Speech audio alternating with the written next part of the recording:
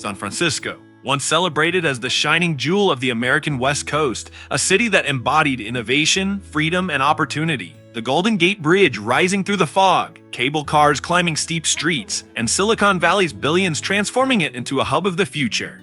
But today, the city paints a darker picture: sprawling encampments, fentanyl overdoses, broken needles littering sidewalks, and shattered dreams echoing in every alleyway. The so-called City by the Bay is now also known as the epicenter of America's homelessness apocalypse.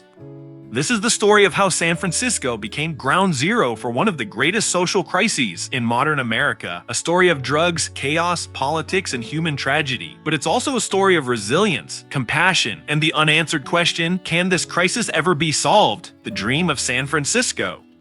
San Francisco was once a dreamer's city. Perched on the edge of the Pacific, it seemed less like a place you stumbled upon and more like a final destination, an end of the road where dreams either soared or shattered. During the California gold rush in the 1800s, it grew from a sleepy village into a booming metropolis almost overnight. Fortune seekers from every corner of the globe poured into its harbor, chasing the promise of instant wealth. Some struck gold and built dynasties, others found only heartbreak and hunger. But the city itself thrived, transforming into a gateway of opportunity where ambition, risk, and reinvention defined its soul. The waves of migration that followed carved San Francisco into one of America's most diverse and vibrant cities. By the late 19th and early 20th centuries, entire communities from China, Italy, Ireland, and beyond gave the city its character. Each group carried traditions, foods, and languages, building neighborhoods that remain iconic even today. From the bustle of Chinatown to the historic Italian cafes of North Beach, San Francisco's identity became a tapestry of cultures layered on top of one another. The 20th century brought another golden age, though of a different kind. San Francisco became a cultural hub, a place where rebellion against the ordinary seemed natural. Artists, writers, and musicians flocked to its fog-draped hills, drawn by the city's openness to ideas that the rest of the country considered dangerous or radical. In the 1960s, the Haight-Ashbury district exploded into global consciousness as the home of the hippie movement. Here, love, music, and freedom were not just words, they were the law of the land. Psychedelic rock bands performed in the parks, strangers shared food and stories on the streets, and for a brief moment, it felt as though San Francisco had cracked open a new way of living, one unchained from conformity. But San Francisco was never content to be only a cultural capital. Just a short drive south, Silicon Valley began to rise in the late 20th century, bringing with it a wave of technological revolution. Giants like Apple, Google, Facebook, and countless startups transformed the Bay Area into the beating heart of the digital world. Billionaires reshaped not just the skyline, but the very fabric of daily life, driving property values to astronomical heights and pulling in some of the brightest minds from around the globe. Once again, San Francisco was a place where people came to chase the future. And yet, beneath this glittering surface, a shadow grew. The same freedom that once defined San Francisco, the idea that you could live however you wanted, without limits, also created fertile ground for another kind of lifestyle: addiction, poverty, and desperation. As technology wealth skyrocketed, inequality widened. The city that once welcomed dreamers of every kind began to fracture. For some, San Francisco remained a land of opportunity. For others, it was becoming a trap of survival, a place where the dream was slipping into a nightmare. The rise of the homeless crisis. Homelessness in San Francisco didn't happen overnight.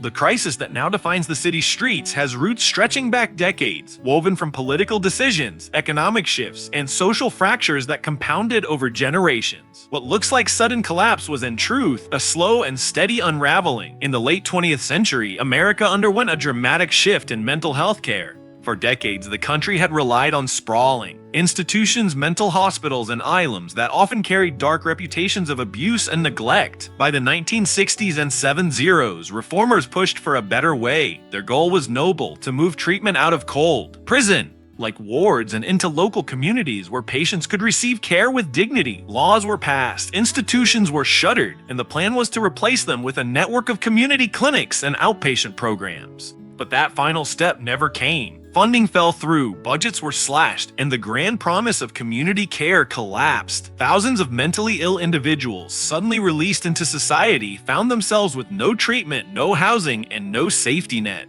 Many drifted to the streets, particularly in urban centers like San Francisco, where the mild climate made survival slightly more possible than in harsher cities. What was meant to be progress instead planted the seeds of a humanitarian disaster. At the same time, another storm was brewing: housing.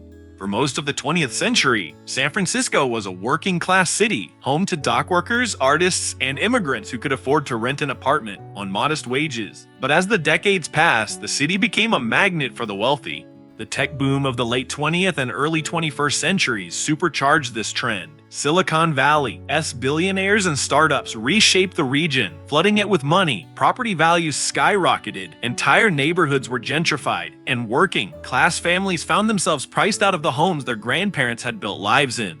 By the early 2000s, San Francisco had become one of the most expensive cities in the world. A one-bedroom apartment could rent for $3,000 or more a month, far beyond the reach of service workers, teachers, nurses, and even middle-class professionals. With housing so scarce and so costly, losing a job, falling ill, or suffering a personal crisis meant a swift and brutal descent into homelessness. For thousands of families, the margin between stability and the streets disappeared, and then came the drugs. First, it was methamphetamine, a stimulant that burned through communities, leaving paranoia, violence, and broken bodies in its wake. Then heroin resurged, pulling thousands into its grip. But it was fentanyl, a synthetic opioid dozens of times more powerful than heroin, that truly pushed the city into catastrophe. A dose smaller than a grain of salt could kill, and it spread across the streets of San Francisco like wildfire. Cheap, deadly, and addictive beyond measure, fentanyl turned tent encampments into open-air morgues. By the 2010s, the consequences were undeniable. Whole blocks of the Tenderloin and Soma districts became lined with tents, makeshift shelters, and sleeping bags. Encampments swelled, sidewalks became crowded with the homeless, and the city's infrastructure buckled under the weight of crisis. Needles littered the gutters, human waste stained the streets. Parents clutched their children as they walked past addicts collapsed on sidewalks, some overdosing in broad daylight. Businesses began to shutter. Restaurants, shops, and even large retailers fled neighborhoods they once anchored. Tourists, who had long flocked to San Francisco for its Golden Gate Bridge and cable cars, now walked through districts that looked less like a postcard and more like war zones. The city once hailed as the capital of innovation, and freedom had become a place where despair lived in plain sight. And through it all, the question lingered: how had a city built on dreams allowed its streets to become a nightmare? The Tenderloin, ground zero. If you want to see San Francisco's crisis up close, you go to the Tenderloin. Just a few blocks from the polished storefronts of Union Square, where tourists shop for luxury handbags and high-end fashion, lies a world that feels like it belongs to another city entirely. The Tenderloin is a neighborhood of contradictions, a place where desperation and resilience collide every single day. Its sidewalks are lined with tents and sleeping bags, some patched together with tarps and shopping carts, others nothing more than blankets spread across concrete. Here, the American dream looks shattered, left in pieces beneath neon hotel signs and flickering streetlights. The contrast is shocking. One moment, you're walking past glittering department stores and Michelin-starred restaurants. The next, you're stepping over used needles and watching dealers exchange fentanyl tablets in broad daylight. Police officers patrol, but enforcement often seems futile. The sheer scale of the crisis overwhelms every attempt at order. Many describe the Tenderloin as an open-air drug market, and they're not exaggerating. For some residents, it feels as if law no longer applies here. The human cost is staggering. In 2023 alone, San Francisco recorded more than 800 overdose deaths, the vast majority linked to fentanyl. That means that, on average, over 2 people lost their lives every single day, often on sidewalks, in alleys, or in tent encampments just blocks away from families trying to live normal lives. Outreach workers and paramedics rush from one call to the next, carrying Narcan, the opioid overdose reversal drug, like it's oxygen. Many lives are saved, but for every person revived, another slips away. In some cases, individuals have been revived multiple times in the same week, their addiction pulling them back to the edge again and again. Walking through the Tenderloin is an assault on the senses. The smell of urine, garbage, and smoke lingers in the air. Shouts and sirens echo down the narrow streets.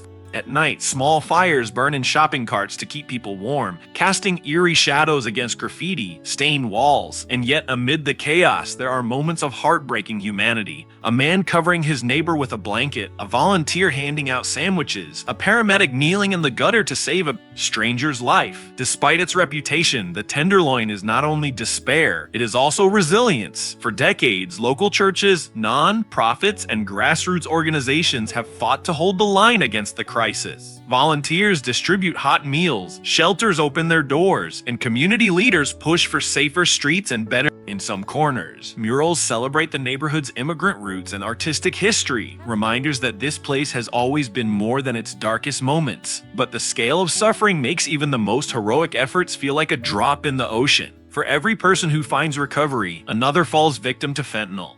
For every family lifted out of homelessness, 2 more arrive, displaced by rising rents or mental illness. The crisis doesn't just persist, it multiplies like a wound that refuses to heal. The Tenderloin is San Francisco's ground zero, the place where the city's failures are laid bare.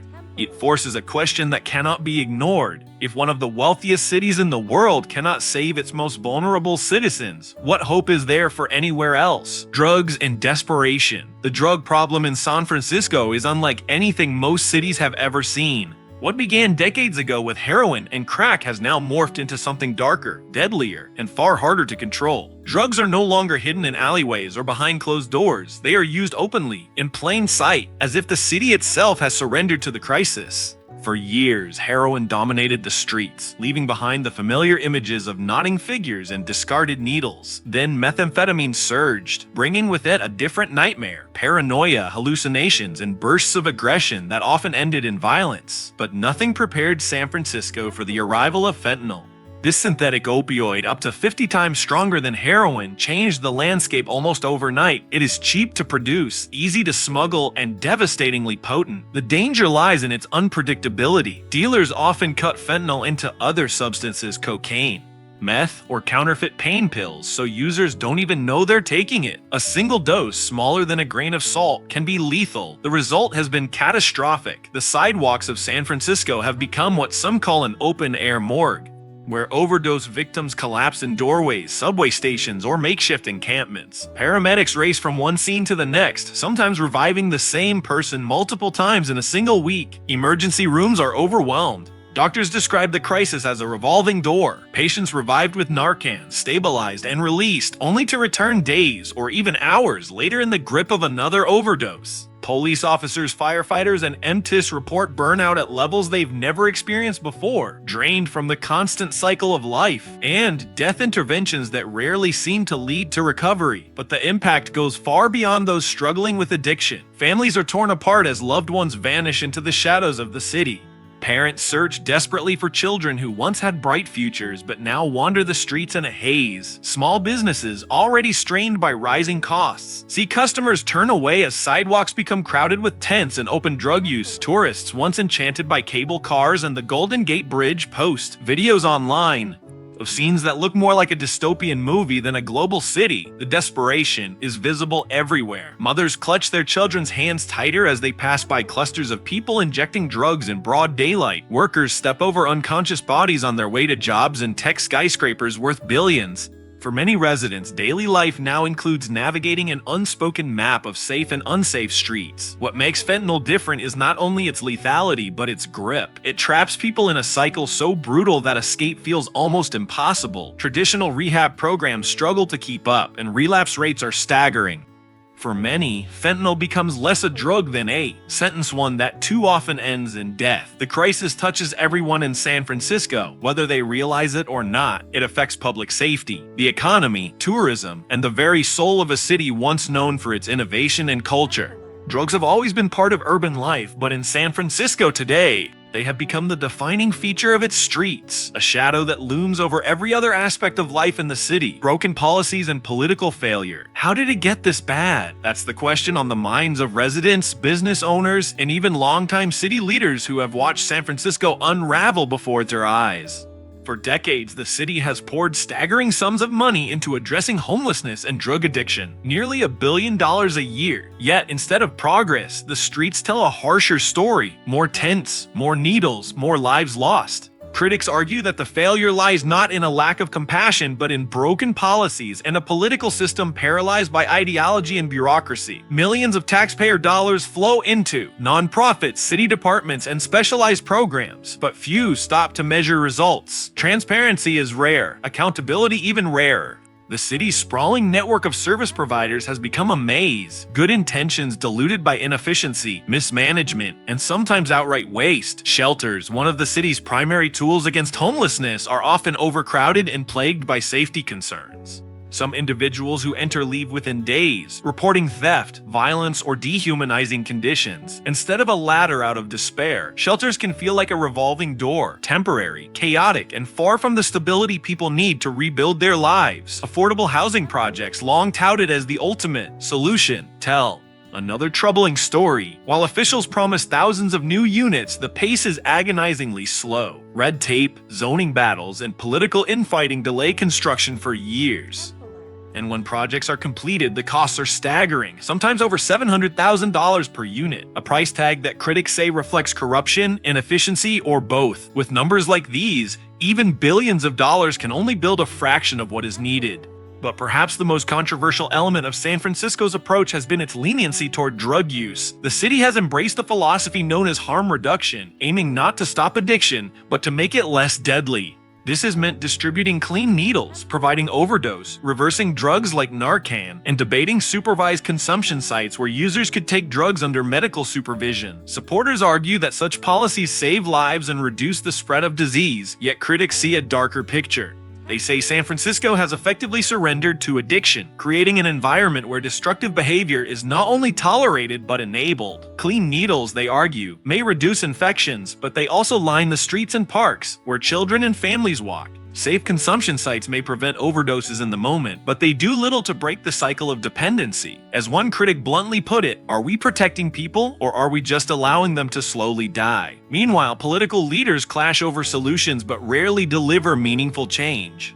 Progressive officials emphasize compassion and housing-first policies, while opponents call for stricter enforcement, treatment mandates, and accountability. The result is gridlock. While debates rage in City Hall, the crisis outside grows worse. To many, San Francisco's policies feel less like a safety net and more like a trap. Expensive, ineffective, and incapable of addressing the root causes. And while the city's leaders argue over ideology, the people most in need remain trapped in a system that offers little more than survival. Stories from the streets, behind every tent, behind every overdose, behind every makeshift cardboard shelter, there is a human story. And the statistics may capture the scale of San Francisco's crisis, but they cannot capture the weight of a single life unraveling in plain view. Each person on the street carries a past, dreams once alive, families once whole, futures once imagined. Take Marcus. He was a construction worker, the kind of man who built the very towers that now shadow the sidewalks where he sleeps. When the pandemic hit, the projects dried up,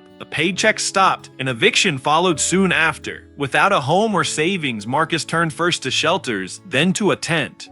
Depressine dug deep roots, and when fentanyl found its way into his life, it gave him the one thing he thought he had lost, relief. But the cost was staggering. It's like living in a nightmare you can't wake up from, he says, staring at the skyline of a city he once helped build but now feels abandoned by Jesus. Then there's Lisa, a mother of two, who fled an abusive relationship with nothing but the clothes on her back. She imagined that San Francisco, with its reputation for compassion, would give her and her children a chance to start over. Instead, she found shelters full, waiting lists endless, and options few. Her children were eventually taken in by relatives in another state, leaving Lisa alone in a tent on the edge of the Tenderloin. She describes life there as a constant state of fear of assault, fear of theft, fear of losing what little she has left. Every night you wonder if you'll wake up safe, she says. Yet even in her despair, she talks about her kids with hope, clinging to the dream that one day she'll have enough stability to bring them back. And then there's David. His story shocks those who assume homelessness is only the fate of the poor. David once worked in the tech industry, earning a six-figure salary. He had a modern apartment, a car, and the promise of promotions. But then came the back injury. Painkillers prescribed for recovery became a crutch, then a chain. When the prescription stopped, heroin filled the gap. Fentanyl followed, swift and merciless. Now David sits on Market Street, cup in hand, asking strangers for change, only steps away from the gleaming glass offices of billion-dollar companies. I used to walk into those buildings every day, he says, nodding toward the towers. Now I am invisible to the people inside. These stories remind us of a truth too often forgotten. Homelessness isn't just about statistics or policies, it's about people. People who once had families, jobs, and dreams. People who once laughed at dinner tables, paid rent, and made plans for the future. People who could be any of us. The streets of San Francisco are filled with thousands of these stories, untold, unheard, and unfolding every single day. The ripple effect. San Francisco's homeless crisis doesn't stay contained. It ripples outward. Businesses have fled the city, citing safety concerns and declining foot traffic. Major retailers like Nordstrom, Whole Foods, and Walgreens have closed locations, blaming crime and disorder. Tourism has dropped, with visitors shocked by scenes of chaos on city streets. Meanwhile, residents who can afford to leave are leaving, fueling what some call an urban exodus. Middle-class families move to the suburbs or out of California entirely. Those who remain feel trapped in a city that no longer feels safe. The ripple effect is also national. Other cities look to San Francisco as a warning of what happens when housing costs, drugs, and policy failures collide. Los Angeles, Portland, and Seattle are now facing similar challenges, each grappling with their own version of the crisis. Can it be fixed? Is there a way out of this apocalypse? Some argue the solution lies in housing first, getting people into stable homes before addressing addiction or mental health. Others argue the opposite, treatment first, insisting that without sobriety, housing won't stick. There are calls for tougher enforcement, cracking down on drug markets, clearing encampments, and forcing treatment for those too sick to choose for themselves. At the same time, advocates stress compassion, warning that criminalizing homelessness only pushes people deeper into despair. Cities like Houston have made progress by combining housing with wraparound services, cutting homelessness dramatically. Could San Francisco replicate that model? Perhaps, but it would require coordination, accountability, and political courage that's so. The American Mirror. San Francisco's homeless crisis is not just about one city. It's a mirror for America itself. This is a country of vast wealth, where billionaires build rocket ships and AI companies change the future. And yet, on the same streets, people die for lack of shelter and a dose of Narcan. The contrast between luxury and poverty is more visible in San Francisco than almost anywhere else. A few miles separate tech millionaires sipping lattes in sleek offices and addicts nodding off in tent encampments. It forces us to ask, what kind of society allows this? The homeless apocalypse in San Francisco is not just a failure of housing or policing or policy, it's a failure of values, broken dreams, and the future. San Francisco once symbolized the American dream. Today, for many, it symbolizes the American nightmare. But the story isn't over. Every day, outreach will. Every day, a few people enter treatment and take steps toward recovery. Every day, there are stories of resilience, kindness, and hope. The road ahead is long and uncertain. Solving this crisis will require not just money, but a rethinking of how America treats mental illness, addiction, poverty, and inequality. The question remains, will San Francisco find the courage to confront its demons, or will the city by the bay sink further into chaos? The answer may define not just San Francisco's future, but America's.